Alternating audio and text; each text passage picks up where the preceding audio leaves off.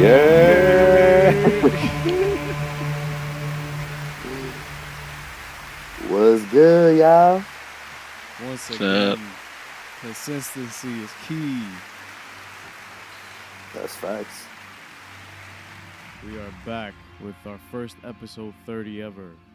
Wow. 3-0.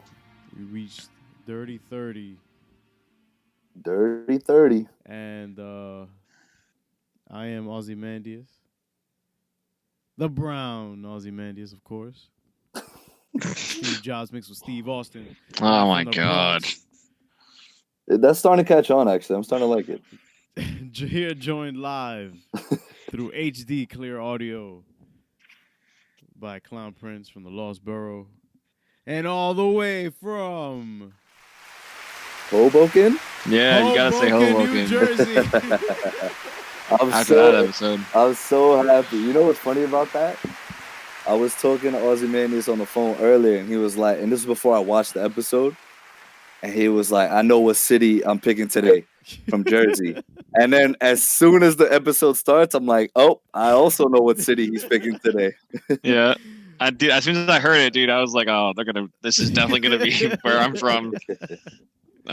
Next So, episode. It's gonna yeah, be great. guys, joined live our senior DC correspondent and I wish I was in Hoboken. Hoboken's really TD nice. Bank insider and Boston Celtics insider Zoom. It's a TD Bank. What's good, Hello, y'all? hello.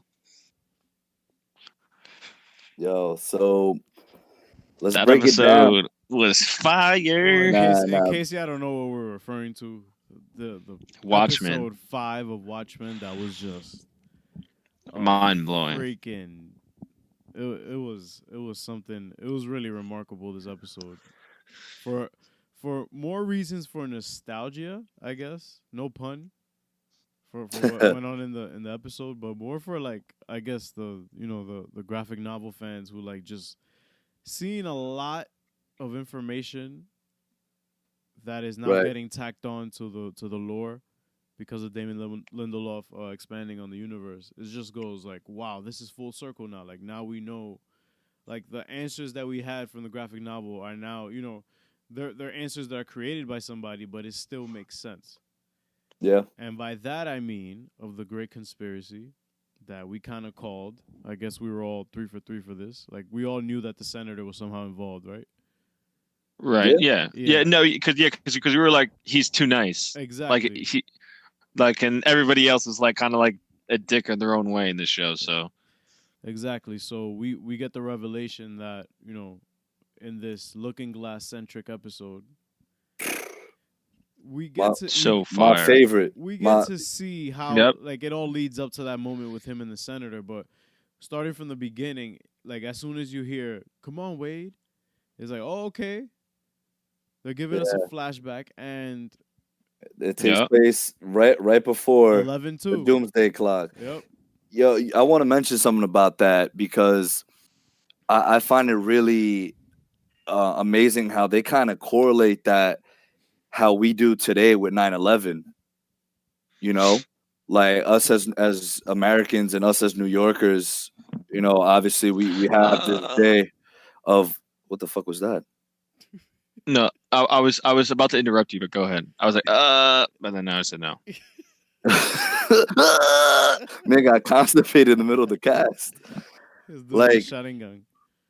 Like, you know how we always talk about, when that day comes, and obviously it was a very horrific day for all of us. Yeah. They kind of in the show, in this episode, they obviously mentioned it, like they were like, oh, 11-2, 11-2, 11-2. And it gave me those vibes as well of that scene in Endgame where he's having a gathering for those that were traumatized by it. And even that guy that spoke out, he's like, oh, I wasn't even alive, but I think because my mom experienced so much trauma that day, it was genetically passed, like, to me,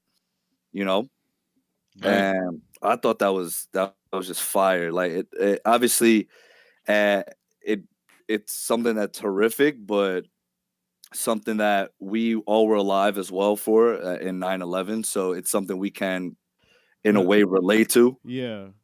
And it's interesting that you even point 9/11 out because 9/11 is also infamous for having a pretty nasty conspiracy attached to it. Right. You know what I'm saying? Like the whole 11/2 thing, like everybody experienced it, everybody was there, it was real, people really died. But also Exactly. there's this conspiracy. Again, I am not in no way or shape comparing 11/2 to 9/11, but it is crazy how I knew what, like, obviously I know reading the graphic novel and all that, like that squid was just fabricated. It was all made up. There's no dimensional, extra dimensional like beings that exist in the Watchmen universe. That was all fabricated by Ozymandias. And then just finding that out, how he basically also used that Dr. Manhattan technology to go forward in time and foresee a presidential election outcome, and also Yeah. laying the groundwork for how to carry out this lie 30 years later, which is insane. Wild. It's Wild. insane. And it just goes to show Super. again how Ozymandias is always 10 steps ahead of everybody else, which also comes, to a surprise that I'm surprised we actually even got some scenes with him in this episode. Since like it was all focused on Wade. Yeah. I mean, no pun intended. He's literally years away from the rest of humanity. For real. Because, like, what? He created this, and he was like, "Hey, Mr. President, well, you're not president yet, but I'm gonna make you president." That's crazy. It just shows how much of a genius he really is, and how that genius brain of his makes him, in my opinion, as powerful as Dr. Manhattan. I see where you're coming from on Right? an intellectual level. Right. Okay. Yeah. Like he has, like we saw from the movie and the graphic novel, he knows how to get the best of Dr. Manhattan and how to not allow Dr. Manhattan to kill him or, vanish him from existence. Dude. And then that another revelation. I feel like it's interesting that this is about Looking Glass, and Yeah. we see a lot of mask off segments throughout the show. Everybody's taking their mask off and revealing who they really are and stuff. Right. So it's just really interesting to show how Looking Glass is really this paranoid dude that is suffering from PTSD due to just being in Hoboken, which is like 5 miles away from Manhattan when Yeah. 11/2 That happened. that transition was phenomenal. That thing was Showing from where he was dude. and the camera movement just going to the city where Yeah. the giant squid landed. I was like, fire. Look, I know we're gonna get to this later, but that is some Zack Snyder shit, y'all. Just saying. Hell yeah. Like it is also. He had a good weekend, that man. He had a good weekend. We're gonna get to that later, but it's also like in terms of dealing with the show, it's also really dope to see how much his influence in filmmaking for the movie is expressed through the show. Because like even from the title Absolutely.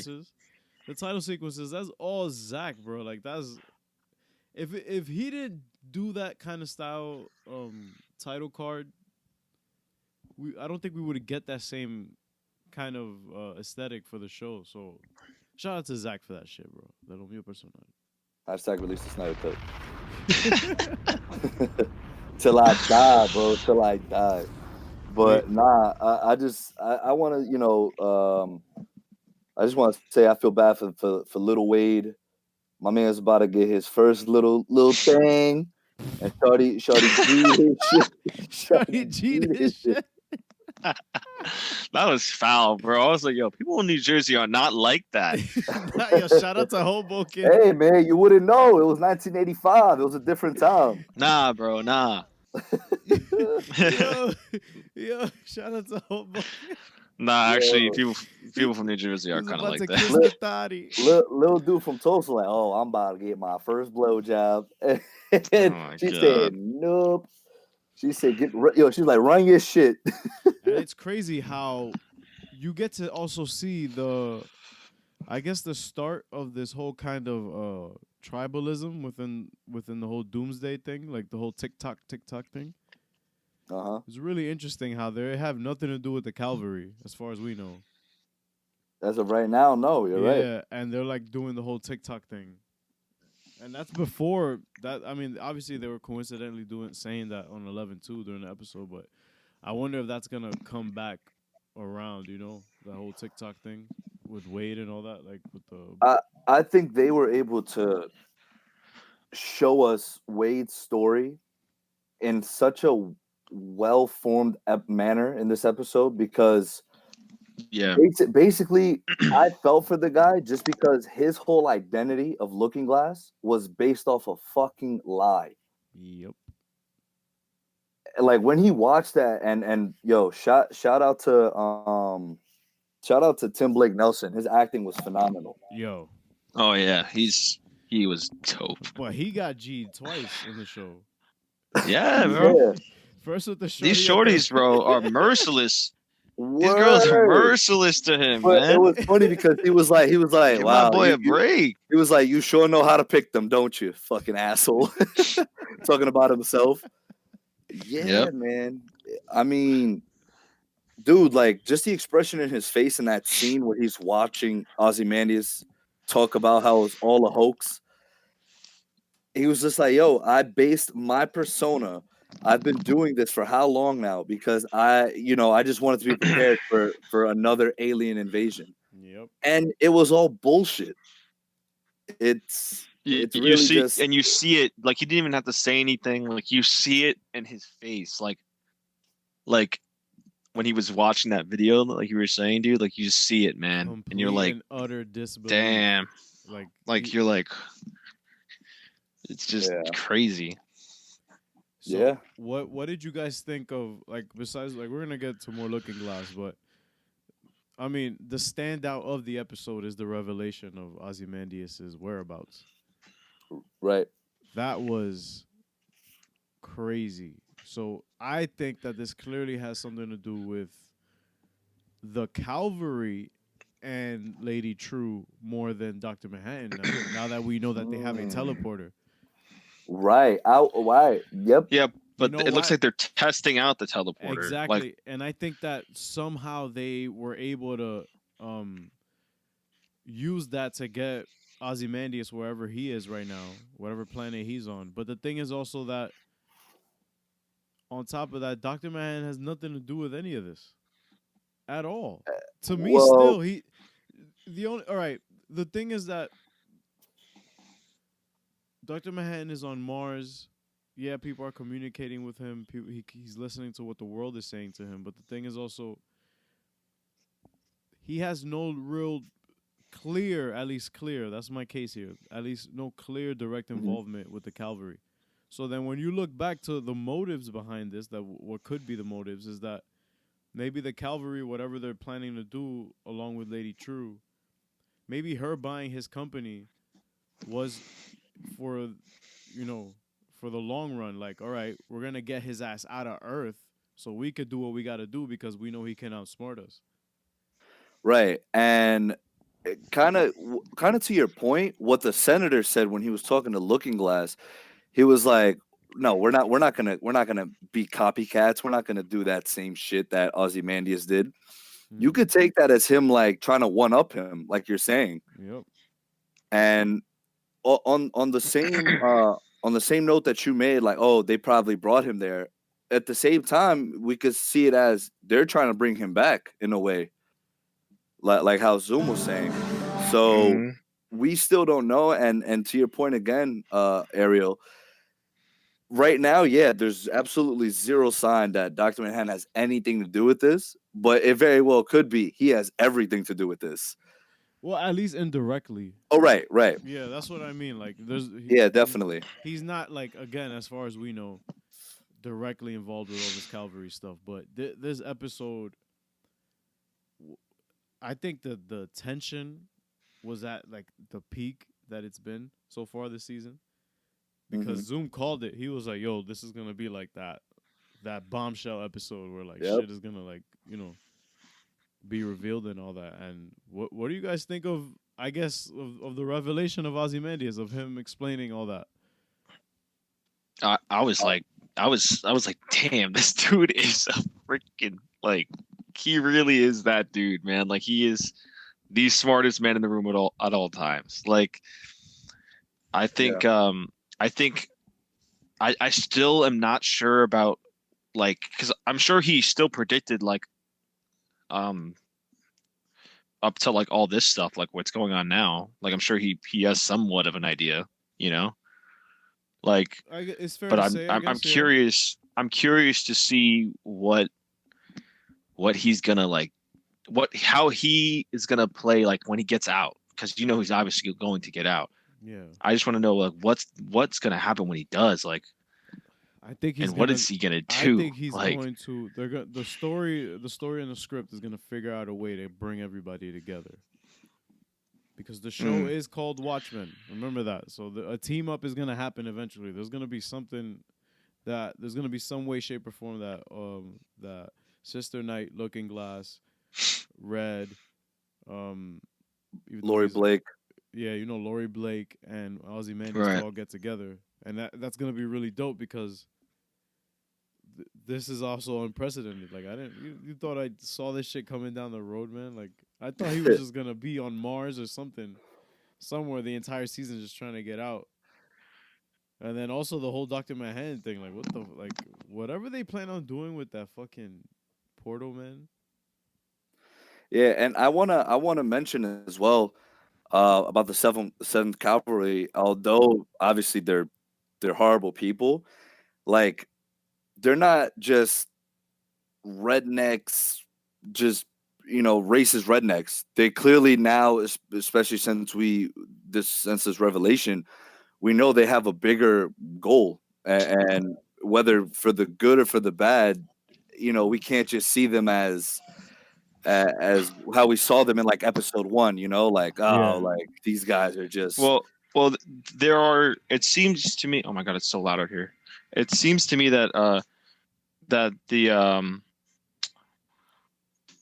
there's like a balance, like it's kind of like an upper echelon of the Seventh Cavalry, where they're not like the racists that are beneath them. It kind of seems like they have the racist people kind of doing the groundwork Exactly, and the that they're grunt work the type pawns. shit. Yeah, Right. they're the pawns. Right. So And- that, and I even- thought that was interesting. Yeah, and even the senator was like, I'm not racist like them. I'm just like he said, they're just trying to they're trying to keep the peace. exactly keep the peace, regain control, like control from undercover and stuff, like from the down low. So now that kind of makes me question if the chief is actually, you know what I'm saying?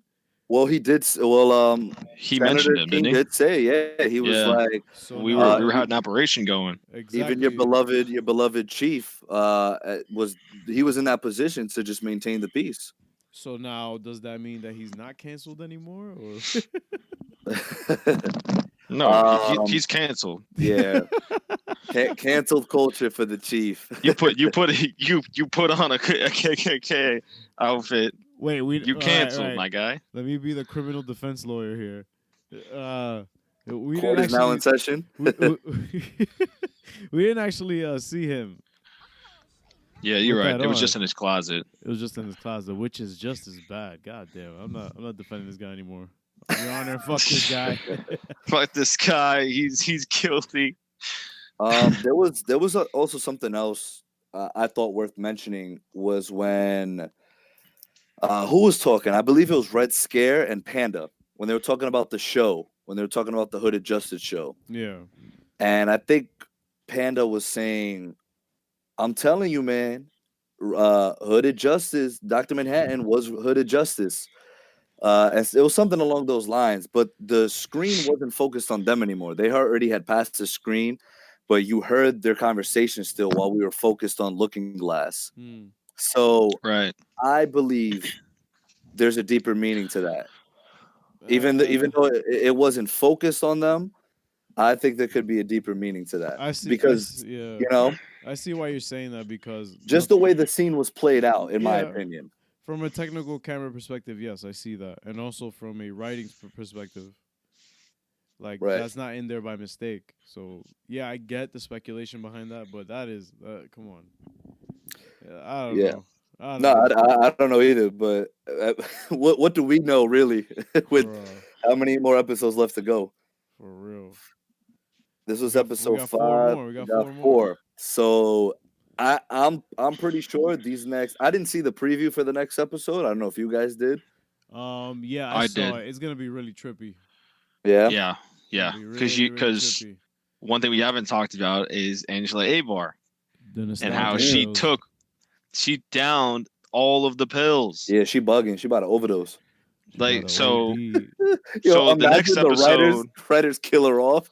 That'd be fucking wild. Like yo, overdosed on pills. Yeah, it's a dub. Don't do drugs, kids. All right. And then the show. Right. OD.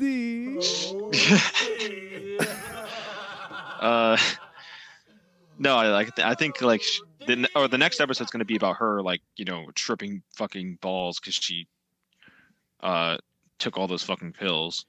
Yeah. And then it's just you're probably just gonna see a lot of the memories. That's what it looks like That her grandfather had, right? That her grandfather had, and then it's gonna be kind of like hard for her to discern what's her life and what's his life. So it's just gonna be like that. It looks like, and it's gonna be fucking crazy. I'm sure. It's also a smart way to kind of, I guess, bench her storyline for the time being. Yeah, because her storyline was moving real fast. Because it was like, like I was kind of scared for her husband and her kids for a second, because I was worried too. Because I was like, if Looking Glass doesn't turn her in, it's dub. It still might be a dub, because they're already killing this. They're already trying to kill him. They're already trying to kill Looking Glass, so obviously they don't keep their word.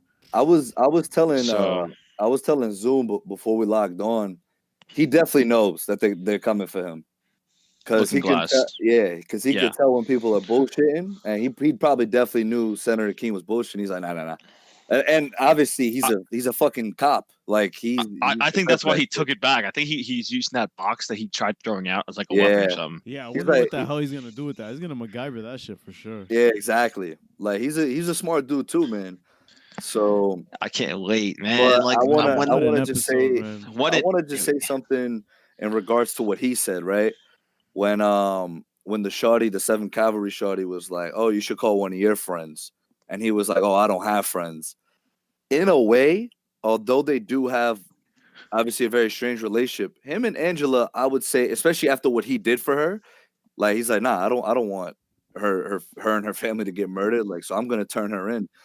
Like that's a very, obviously I feel at the end she's gonna find out he did that for a reason. Of course, and like, he's protecting her, and you protect people you care about. You wouldn't just they're friends. They're friends, right? So I thought that was a nice little thing there that they had. It was just good to see. Because, like, clearly Lori Blake don't give a shit. She's just like... Nah, she's like, put your fucking hands up. Yeah. And, she had minimal screen time, and every time she was on screen, just took the show away, right? Man, what did she kept calling Looking Glass? Mirror Guy? Mirror Guy. My name's not Mirror Guy. He's like, I know, my name is Mirror Guy. But, it's good. This show is... If you guys aren't watching this show, you won't be listening to this right now. I don't care. Shame on you. Yeah, if you're not watching, if you know friends or anybody who's not watching, shame on them. That's what I think too, man. Like it once we go back to episode 1 and we watch that, right? And a lot of people are probably like, a lot of people complain, there's no connection to the source material. Like, just wait, be patient. It's the first episode. Look at this one. This one was the most accurate it can get to the graphic novel. Am I right? Well, in terms of linking things of the past, yeah. This was the most Watchmen episode that we've gotten so far. Yeah. And so it's like, just be patient. And to go, right? Just nah. As soon as I saw the white supremacist, I was like, "No, this is true social justice warrior for me." This triggered me. I felt attacked. I'm just living my life as a white supremacist, and I got to turn on my TV to see this. Come on. So that really sounded like the soundbite for a second. Yeah. So That was pretty good. That was So- really good. finally leading up to I practice it sometimes. how the episode ended with like the Calvary boys pulling up, Word. strapped up, ready to pop on this guy, and I'm worried. Can't front. I am too, to be I'm honest. worried. You know why? Why? Just because it's on HBO, and my previous experience with HBO shows is that your favorite characters aren't really safe. So Yeah, a particular They- show made sure to embed that in our skulls. right. So I agree with you on that, but I do think, like you said before, he's gonna MacGyver his way out of this. Yeah, because And- I'm surprised he even got out of that 7th Cavalry base alive. Same. Like, I just was let him rock. All right. yeah. Because they want to recruit him. They want. I feel like they wanted to recruit him, but then they saw it was kind of impossible to recruit him. Like he wasn't going to listen to them. So they kind of had to give him a. So they were like, "All right, let's use him to get Angela off the game board here, and then we'll take him out after." Right. Exactly. So then they I probably understand. caught wind that she got But arrested. she got arrested. Yeah, so so then they're they're like, like, "All right, cool, let's go get him." Perfect. Plan is working perfectly. Nah, stupid. Because Looking Glass about to spank all y'all real quick. Yeah, I'm curious to see how he fights. 'Cause there's 4 dudes and they look pretty, burly. you I have know? a feeling his whole house is just booby trapped. Yeah, Like, it probably is. it's- to be It's gonna honest. be. And- I want it to be like a Home Alone type situation. Yeah, like, but if- Yeah, he's just like sitting on like the living room chair and just like watching his TV while they're all getting fucking destroyed by his traps. This is also a nice callback and reference to Rorschach, who is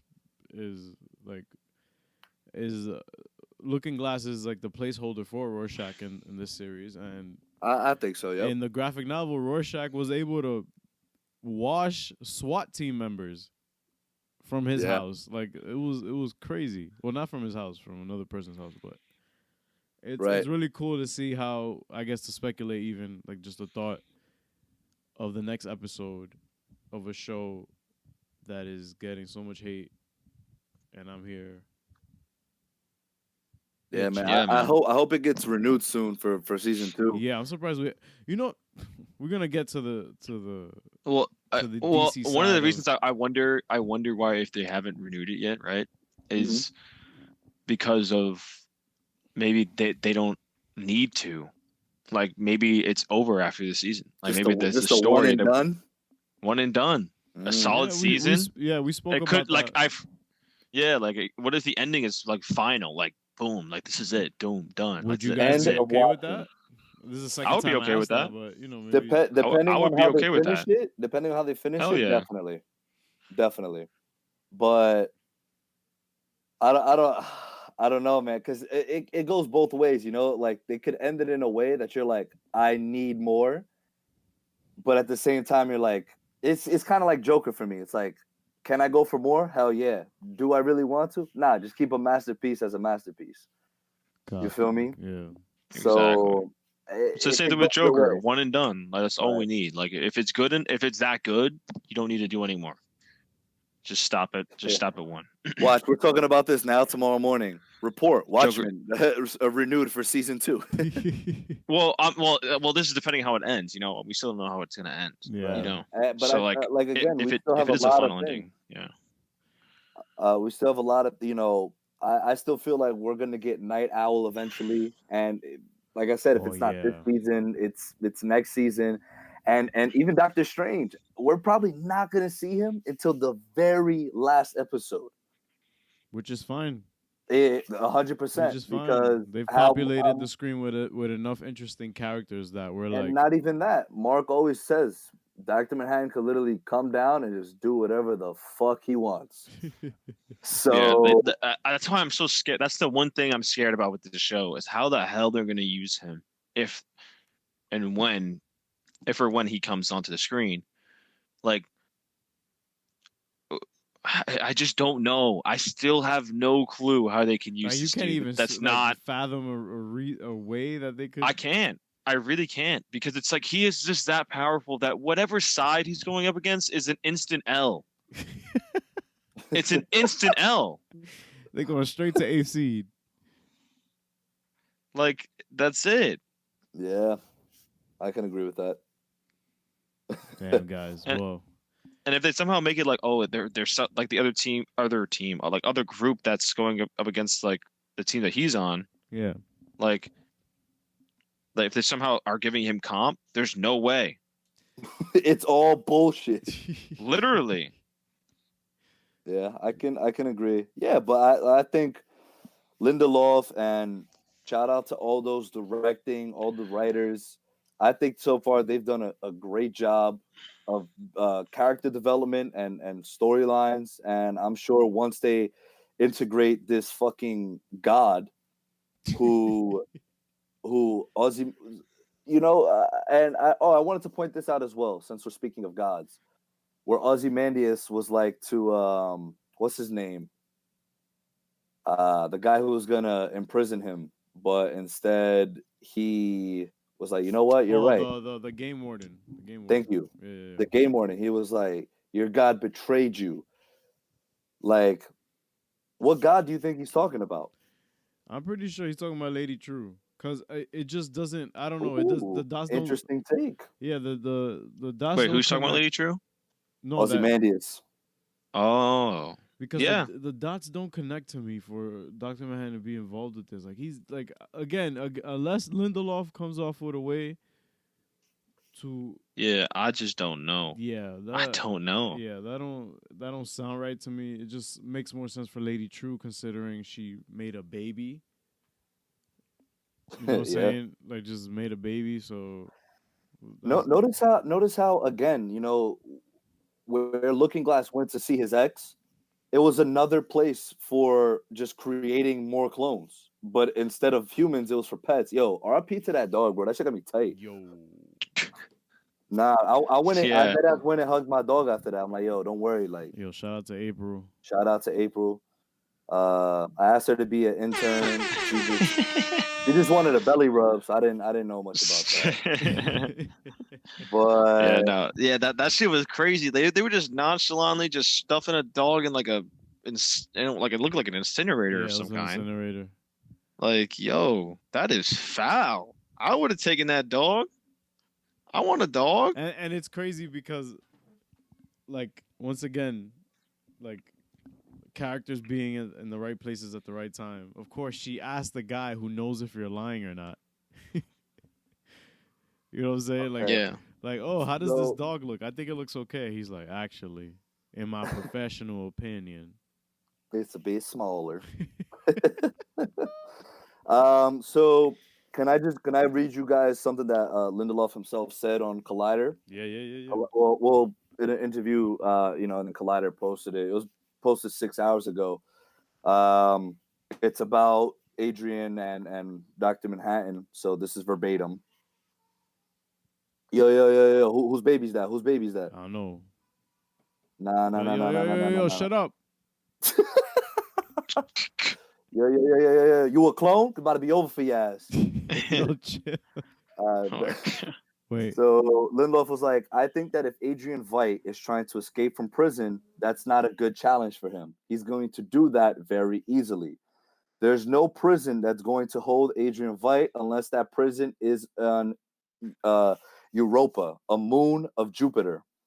Then it might be a little more challenging. I kind of felt like if we're going to lock this guy up somewhere, and by episode 5, we still don't know who locked him up and why, it's going to have to be quite an overwhelming challenge for him to escape. So that felt like this was a good place to put him and throw away the key. So he is on Europa, a moon of Jupiter. Yeah. And I'm like, that's a little far away from where Dr. Manhattan is because he's on Mars. Yeah, way off. But then he also goes and says, what we've learned about Adrian Veidt is that every installment that we get of the 9 episodes, there's only one episode where you don't get a Veidt installment. The storytelling, he didn't fit in there. But every other one you get. And a year lapses in between each episode. Ooh. Oh. It's a story told on a very, very large canvas, each installment taking place on another anniversary of another year that he has spent wherever the hell he's spending it. Shit. Fuck, bro. That makes a lot of sense now. That makes a lot of sense. And also, I'd like to point out that, again, like just the accuracy to and attention to detail, like Europa is one of those moons that can actually sustain life, I believe. Yeah. And I remember when he actually got into the surface of Europa, and I'm like, is that Jupiter? Like in the background, I'm like, holy shit! And then like I see the satellite, and I kind of like got my attention more than Jupiter in the background, and I completely forgot. And I'm like, holy shit! Like they sent his ass deep. Like imagine you get exiled like to a completely different part of the solar system, dude. Like, hmm So it does make a lot of sense now. Remember when they had the cake for him in the first episode, and then it was either the second or third episode they had the cake again. So it wasn't like a couple of days; like a whole year had passed. It was his anniversary that he was there. That's fucking So wild. that means that he's been spending years to try to come up with a way to get his ass out of there. Mm-hmm. Yeah, he did say he was already 4 years there. Yeah, so maybe But from when by we the first end see of him, right, it takes place like in 2012 or 2011. exactly. So we don't. Yeah, exactly. We don't know how much time is gonna lapse if and when he actually gets out. Yeah, because that's lots of light years away. Europa. Shout out to anybody listening from Europa. How y'all doing out there, yo? Yo, what's good, Jupiter? Wait, imagine, yo, we all just get text from the FBI. It's like, yo, shut down the podcast right now. Fuck y'all talking about What Europa y'all for? talking about, bro? But yeah, So, we're yo, we meant to say Europe. We meant to say Europe. We meant to say Europe. Where? But shout out to anybody in Europe listening to this. Anything else from the episode before we get into Mandalorian? Just on my end, in my opinion, because I know people get triggered easily. In my professional opinion. Exactly. This was one of the best episodes of television I've watched in a very, very long time. No comp. And I'm talking just in terms of the cinematography. Just TV, just like actual TV shows, like not superhero TV shows, no, entertainment. Right. Yeah, of course. Just in terms of cinematography, the soundtrack. I'm a big George Michael guy, so I'm never gonna dance again. Yeah, no. You were him for all. You were I was costume party for a costume party. Right. Yo, but the thing that's dope about that, before you finish, bro, is also how they remixed the song. They made it slower, and that shit sounded scary, bro. Exactly. After yeah, they that did bomb that drop, at the end. They did that at the end. Sick. Yeah. So just that the storytelling, the action, just everything just tied in together, and just the nostalgia of, being a comic book fiend like we are. It had me tense. If an episode has you tense for a whole hour, it was a great episode. Yeah, that's because legit. You're like, fuck. You're like, what's going to happen? Like, what are they revealing? So, shout out to that episode for real. All right. So that's it. On my end. Yeah, on my end too. Do me a favor, please. Yeah. Go to commercial. All right. So now we're gonna talk about The Mandalorian episode 2. Spoiler alert: if you haven't watched it, Disney Plus is one of the most talked about streaming platforms right now in the news. So that's on you if you haven't seen this shit yet. Yeah. No, honestly, dude, like, I spent the weekend up at SUNY Cortland to visit a friend of mine, and we would go to some of his friends' dorm rooms, and guess what was on? Something Disney Channel related. Oh, something from Disney Plus? Yeah. So like, it's crazy, dude. This thing is really just taking off. But I was having a conversation today with one of my coworkers because they were like, oh, I was watching Victorious on Netflix, but she didn't know that they partnered, like Nickelodeon partnered with Netflix. I'm like, you're probably gonna see a lot more stuff. She's like, oh, you think Big Time Rush is gonna be on there? I'm like, probably. Whatever. Like, so people were just like, yo, like, Netflix about to be popping too. So again. And it's Streaming crazy. war. Not to tie this back into Watchmen, A but lot, right. nostalgia, bro. Yeah. Nostalgia.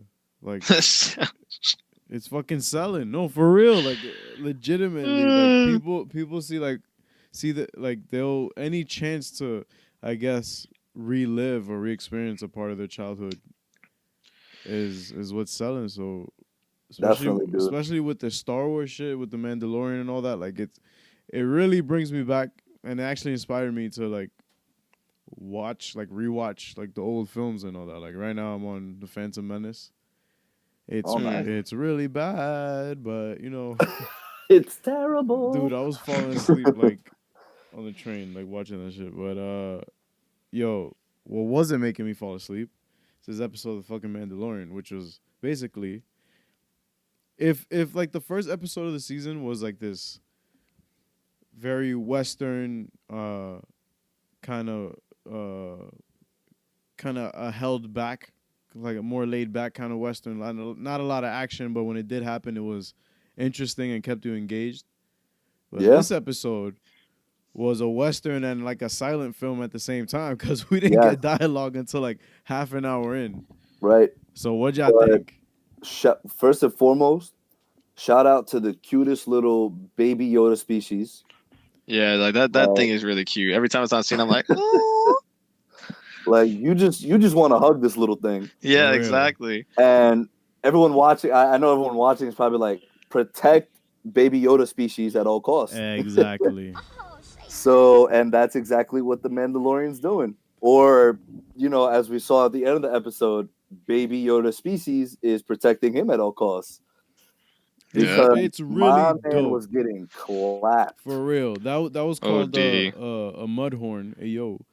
That was attacking him. But when you start the episode off with just no dialogue, it was just like, again, the show is very easy to watch. Even though it's like rated PG and all that, there's an element to it that's still very intriguing that you're just like, yo, what's going to happen next? Because they're not talking. You know what I'm saying? Like, dude, think about it like this. In reality, there were three cast members credited in this episode. 3. Oh shit, that's true. Pedro Pascal, Nick Nolte, and Stephen Jackson Powers Jr., who was the Jawa elder. And he didn't even talk. He was like, blah, blah, blah, blah, like making noise. I don't even consider that talking, bro. Right. So, okay, 2 cast members. 2 cast members in this whole episode. This must have been the easiest episode, like in terms of dialogue, to record. Of course, yeah. They just had to get the action down packed. And what right. Yo, speaking of taking L's, like our favorite characters in these shows have just been taking L's. Like homeboy gets to where he needs to get to. And these Jawas jack his shit. he gets on their ship. They're like, stupid, bleep, or hit him with the same electric force. Yo, fucking Jawas, bro. While some baby Yoda was like, yo, when's this man gonna wake up? Like, this man been out for a And minute. it's crazy how the baby has already like formed this kind of bond with him. Yeah. It's really cool. Like, and I like, do you guys even care that Baby Yoda is animatronics mixed with CGI? Like, it doesn't phase you, right? Like, it doesn't take you out. Not at all. That is. It took me way out. I actually turned it off like right when I saw it. You were offended? I unsubscribed. I felt attacked, and I didn't like it. It was just too much white supremacy for me. Yeah.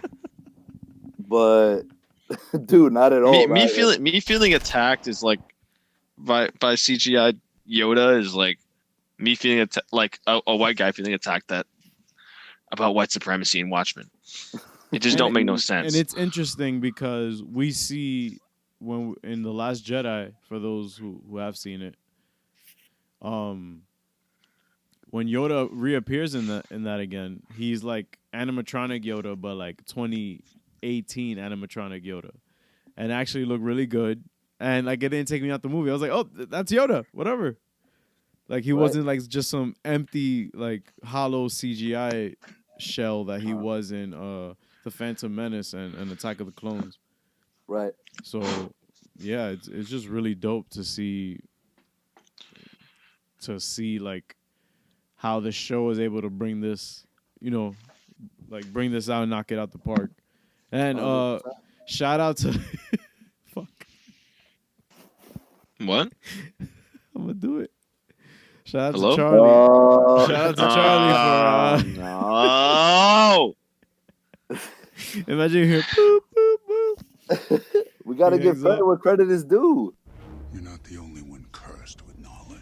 I'm Y'all telling need you, to man. stop shouting. Just stop shouting about Listen, every the only reason episode. I'm mentioning this is because I'm gonna mention the budget of Okay. the episodes of The Mandalorian, and the series had basically a standard CGI filled film budget, which is $150 million roughly. So we're also getting like half an hour episodes, which is fine because it kind of makes the story feel more like more well paced, Right. and it's not just giving you 40 minutes of 50 minutes, an hour of information. And like for right now, especially since there's only really 2 cast members in this episode, you're not gonna want it to drag on for an hour. Yeah, imagine 30 like that minutes whole is fine. Western, like them just traveling for like an hour. Like, all right, like, Yeah, keep it pushing. Exactly. Yeah. Literally keep it pushing. So yeah, I think it's perfectly fine. They're obviously smart enough to realize that, like, hey, there's not much going on in this episode. How about it be a half Right. hour? So yeah, and exactly, it was a well planned out episode that still gave us what we needed, especially with, spoiler, Baby Yoda species using the Force, which Yes, is sir. fucking lit. Yo, and he just passed out. He was like, yo, I can't. It's like, all right, I'm gonna head out. But yeah, guys, is like they don't show previews for the next episode, right? No, I don't think so. I mean, if they do, I haven't seen any. Yeah, Well, same. this season this is another show that isn't really a sleeper hit because the show seems to be doing really well. So You can't be a sleeper hit with like over $1 million budget for each episode. So no, not just because of the budget, but because of like all the attention it's getting, especially the Yeah, it's positive Star Wars feedback. too. Yeah. So like that Disney's probably gonna announce a season 2 for that within the next couple. Didn't they months. already? Nah, I haven't heard anything about it yet. I'm not entirely sure. Yes, either. So, But any predictions for what might happen up? Like what? but happen I up next? do think Mark is right. I think they already did announce season 2. Oh really? But so yeah, I was gonna ask you guys that as well, just because, this is still his bounty, like that. This is still what he has to give. But I think he's gonna create such a bond with this Yeah. that Sorry. he's gonna have to protect it at all costs now. Yeah. Which we're And gonna want him just to do. just so you guys know, season 2 already is starting filming. Holy Wow. shit! They're not wasting any Wow. time. They're trying. Yeah, I'm pretty sure they're gonna probably put it out around this time next year. Then. yeah, they're moving quick. Yo, shout Yeah. out Pedro Pascal. Shout out Jon Favreau, doing y'all Yeah, thing. they're doing their thing, man. And also something to point out during the episode when they got jumped again. Not by the Jawas, but by other bounty hunters, which means that the guy who hired him is still sending dudes after Baby Yoda because like he hasn't gotten back to him with the bounty. So Yeah, let's hope that Baby Yoda stays alive. And I got nothing else. This was a pretty simple episode. simple episode, definitely. Not that nothing happened, but stuff was revealed, and it's just more like fanning the flames. It's not a So- filler.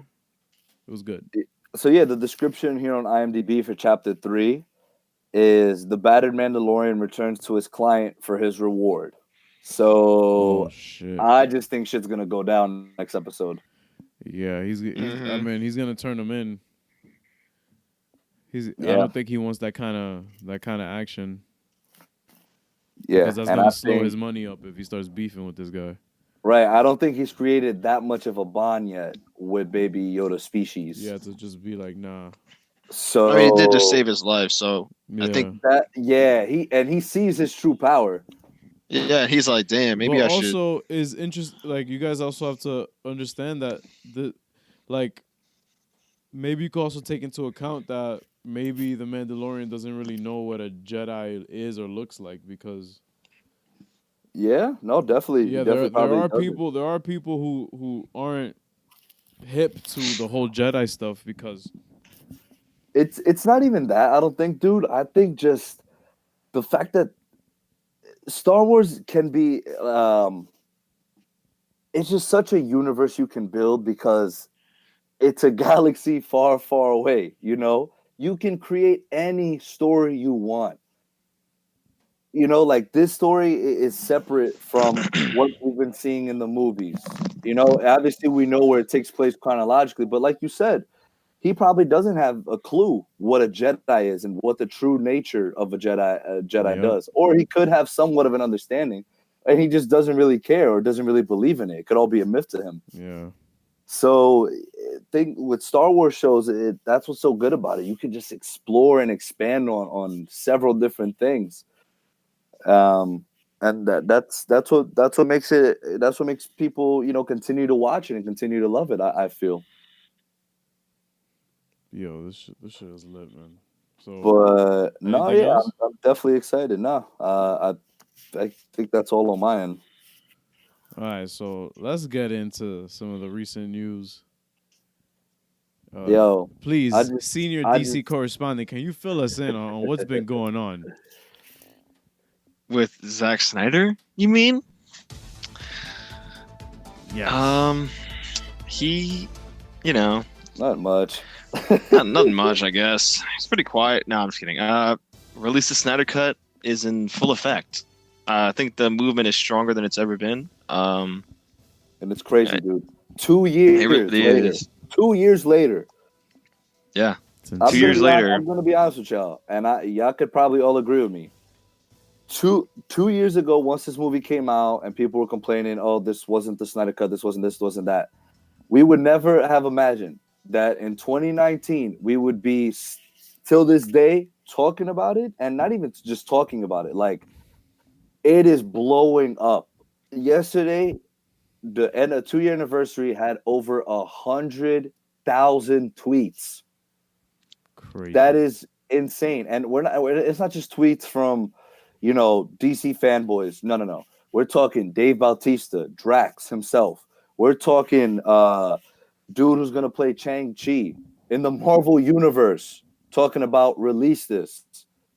Yeah. And you know why I find that so dope is because yeah, they're rival companies, this and that, whatever, but everyone wants to see that just because Warner Brothers, you just fucked up so bad and fucking up Zach's vision Yeah. that it's just wild, dude. Everyone wants to see his vision, his arc for completing what he Well, started. not everyone, unfortunately, Oh but no, yeah, right. But people that are stating, "Oh, nobody cares." Yeah, honestly, dude, you're wrong. yeah. Like it, Somebody commented was like, honestly, nobody cares. Like the actors just want to do this to save their careers. I'm like, Oh, please. Come on, man. what are you talking Come about? on, man. Jason Momoa is one of the most poppin' actors right now. So is Gal.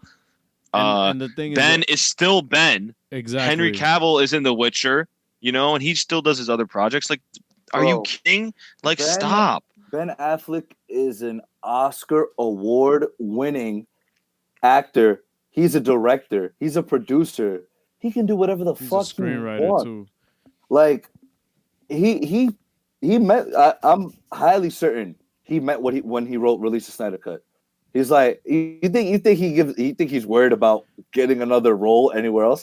Hell no. Exactly. He's gonna get. It's not like he's gonna get one. He's gonna produce it. He's gonna make a movie. Exactly. Like, what do you mean? And studios are gonna let him. And on top But of the that, oh my bad. Go ahead.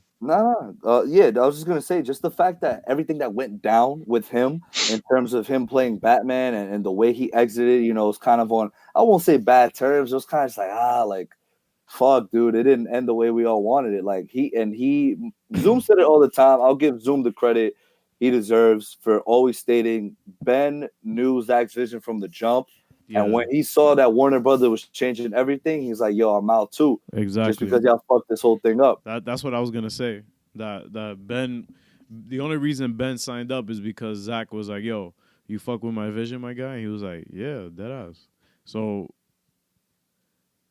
And now we're here. He retired. Exactly. He retired the cow, and now we're moving on with Robert Pattinson and stuff. But it just sucks. It just sucks that it had to come to this point where the most like it's just the turn of events. Like you have a very polarizing Superman film it had mixed reviews. Like that's the truth. And then you have the most polarizing comic book film to date in BVS, which was literally building up to this epic conclusion with the Justice League Part 1 and 2. Like Zach literally had all of this mapped out. He shadow produced on Aquaman, I'm sure, and on Shazam. Like not Shazam so much, but more Aquaman. But you could tell that his input in terms of connecting the connective tissue to everything was felt there, along with the costume design. I'm sure he has some kind of input there as well. Like this is his baby. Like this whole saga here. And it just sucks that, we're at this point, like, talking about how great it could have been or how great we hope it is. Like, this film deserved that, that first Avengers love, that first Avengers treatment. But it just wasn't that. And it's really unfortunate that it has to come to, like, a whole movement to get a creative to, let his shit go like that. But, dude, like, think about it like this. I have to applaud the Zack Snyder fans, the DCU fans, or just DC fans in general. Like, to keep this thing going the way that they are is incredible. And although Zack Snyder does get a shit ton of hate, he gets a shit ton of love. And my personal experience, I don't care about the reviews. I don't care. Like, anytime anyone asks me, like, whoa, what'd you think of Batman vs. Superman? I fucking loved it. I thought that shit was tight. That shit was dope. It is top 5 favorite comic book movies of all time for me. Yeah. I go back and watch the first flight scene from Man of Steel. Dude, I'm going to be honest with you. That might be my absolute favorite scene of any comic book movie. I swear to God. I'm not even a Superman fan. The fact that a director can pull some shit like that off, make a character that I like. I've always loved Batman. So, and of course, like, for some reason, us Batman fans have like a little like beef with Superman. But the fact that a director can make me fall in love with a character like I did with Superman and Man of Steel, it just says a lot about how his perception of the character, he was able to display that for others to enjoy. For sure. That like it's and like I told you before when we were on the phone, his goal was to extend this. Although we did get introduced to the Justice League and all these characters, this arc of his, this story of his, was revolved around Superman. Like, that started from Man of Steel, exactly. An alien who came to Earth, and doesn't really know his powers and what he's capable of. Yeah. And a lot of people complained of Man of Steel. Why? He killed Zod. Superman doesn't kill. He's so dark, this and that. And then we get Batman vs. Superman where, all these people are cynical of him. Like, what does his power really entail? What can this man really do? And sacrifice himself for humanity. And I'm assuming in Justice League, Zack's vision for him was like, hey, he knows who he is now. He sacrificed himself for humanity and he has risen. He has risen now to be the Superman that we all know and love from like the comics or the animated series, like this and that. But I feel like people are just so impatient nowadays that they can't, like, they don't have time to just sit, enjoy, and wait for this arc to be completed, Yeah, but also people are entitled, man. Like you again, the audience feels like they deserve a specific version of a character that they have in their mind and all that. So I'm not even surprised at the hate at this point. I'm kind of numb to what people's opinions are of what Justice League could be or how his character could have finished. So Joe Mangelo, Deathstroke, just put hashtag release the Snyder Cut. Oh, and you a guys heard it picture here of first. Deathstroke. Chilling with Villains Uh-huh. exclusive. Wait, what? He just Joe Mangelo, he put on his Instagram? his Instagram. Yeah, I think so. Hold on. Yep. Joe. A picture of him, a couple pictures of him as Deathstroke from Justice League. Oh Exactly, my because you know that post credit, God. that post credit scene was definitely from the Snyder Cut. Fire. The Post-credit last scene one, was the fire. 9th picture is just him with. Oh my God. It's him with Dude, Zach. I love It's him with it. who? It's him with Zach. Nah, bro, come on, man. Yo, on, man. Really, yo, I'm telling you. Yo, Henry, where is Henry at, yo? Nah. So here's the thing. This is what I think. So a lot of people have been contemplating, right? But look at, you guys gotta look at it like this. Henry hasn't posted anything about anything. Like nothing to Unless do it's with The Witcher. No. I'm saying the past couple of days. It's been 4 days since he's posted, and I don't recall him posting any Instagram stories within the last 4 to 5 days either. Yeah, no, he Instagram. hasn't. So what I think is, since the universe started with him and Zach's vision was with him, he's gonna be the one to That would be To wild. break the news. break the news. And although there was a report today from the Hollywood Report that Warner Brothers doesn't have any plans. What did I had sent to you? What did I send to you guys? Yeah, like that. There are no plans to release. No, it was Collider. Oh yeah, there are no imminent plans to release the Snyder Cut. But then I sent you guys on Twitter again a report from Grace Randolph that says, this isn't an ad campaign. Think of it like the hashtag Disney, hashtag Sony, hashtag Spider-Man deal. I told you that it would happen, and it did. Hashtag release the Snyder Cut is in early stages. This is negotiating. Not imminent, quote unquote. That's the headline. Press continues to hound Snyder's DC films. So yeah, don't always believe what the headline writes. Exactly. Which is true. We don't know what's going on behind closed doors. Anybody, any media outlet who's like, they're obviously receiving information, I would assume, just how we are through these social media posts. Right. So of course, to keep to keep the clicks up and the traffic up, they're gonna say something like, "Oh, we don't know yet, so maybe it's not happening." So yeah, like hopefully, this has a positive outcome with a ready, like, probably the best rollout for a comic book film I've seen ever. Yeah, because this isn't even off a trailer. This is not hype off of a trailer. This is hype that has built starting, like, when did he start posting this stuff on Vero? Bro, pretty much ever since he realized how bad the movie was doing. So would you say about a year ago?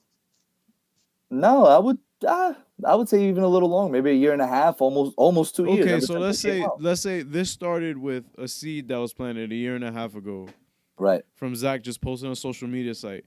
To me, this didn't really catch steam until Jason Momoa said something.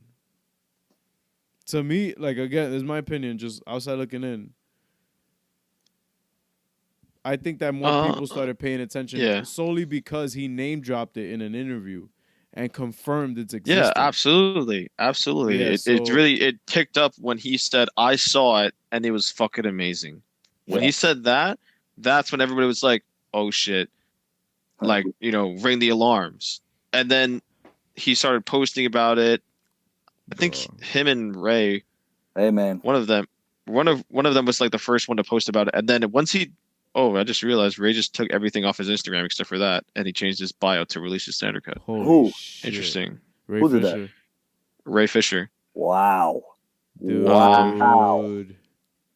But that in and of itself was just like, okay, this is for real. And then when Ray did it, and then when Gal did it, that's when everybody was like, oh shit, something's happening here. Yeah, this is big time now. No, but to me, it just kept solidifying every time. Like, especially when Ben tweeted, I was like, oh, yeah, it's done. It's over now. When Ben did it, I was like, all right, like, come on, unite the seven. no, there's no way that all these guys are just doing this as a, you know what I'm saying, like for no reason. Like they probably have all seen it and were like, this is so much better than the fucking theatrical version that everybody else got. And like I think it's just a nice way to say, like, for Warner Brothers to just finally own up to the fact that they fucked up. Yeah. And that they should have just let him finish, because like all their solos are good. Like, to be honest, Dude, Slade looks so fire. Look at these pictures, my guys. Like, go on Joe Manganiello's page and oh my god, yo, nah, yo. So what I wanted to say as well was Boss Logic did some great artwork, and he like incorporated like HBO Max into it. So what me and Ariel were talking about earlier, we're like, yo, Warner Brothers paid this man. They're like, how much Marvel paying you? Yeah, we doubling that. But like, create this shit, and this is gonna be the artwork for when we release on HBO Max. And the funny thing is, he got a lot of hate from MCU fanboys. Like, they're let me speak for the congregation here. As representative of the MCU and Kevin Feige Senior Insider. Pause that. Hey yo. I just think that is disgusting of them to do that. I don't condone any of that shit. MCU Hive does not associate with people like that, because it is honestly so pointless and worthless to bash and waste your precious time on Earth commenting on social media about how you don't like why somebody is affiliated with fictional characters. Hug your mom. Thank you. But yeah, man, Henry is the last piece of this puzzle, and all these news outlets are like, "Oh, apparently Henry doesn't want the Snyder cut," and it's like, come on, y'all! Like, y'all really gonna use that headline as clickbait? You really don't think Henry wants his version of my? You don't think he wants his beautiful face to be shown instead of the fucking CGI mess that they did? Get the fuck out of here, yo. Josh Whedon, eat my ass. You suck. Oh my god! Oh, come on, no, Chicho, you gotta take that back. No, come on, man. Nah, I'm not taking that back. Zach till I die. Zach till the grave. You hear me? Nah. Josh should have been like, nah, I'm not taking his job. You feel me? You gonna let that man finish it? He's selfish.